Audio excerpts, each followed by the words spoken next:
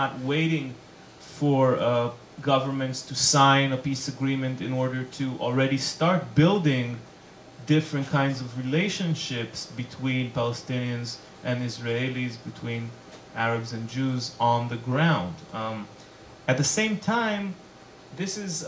something that should be differentiated from the idea of coexistence that many times kind of is animated by that sentiment, but is different in the sense. Because today we can find a pretty well-funded, well-institutionalized industry of coexistence projects that will range from, summer camps in the US for Israeli and Palestinian youth, or panels of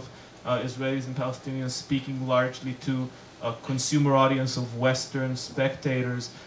There's a whole gamut of initiatives, some of them better, some of them worse, and a lot of how I at least tend to judge those is to what degree they emphasize the differences of power and privilege that exist there. Because a lot of times the narrative of much of this coexistent work is that the conflict stems from cultural misunderstanding,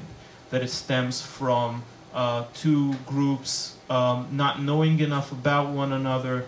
being afraid of one another, having misconceptions and stereotypes about one another, and needing to get to know basically each other's narratives and understand each other on that level. And that creates an image of a horizontal playing field, okay, in which Jews and Muslims, Israelis, Palestinians, whatever it is, confront each other on equal footing and attempt to kind of initiate a process of reconciliation and rapprochement as if the occupation is already over. But the occupation is not over. And that means that the direction in which many of these things go has drawn the strong critique from Palestinian critics and brought under this term of normalization.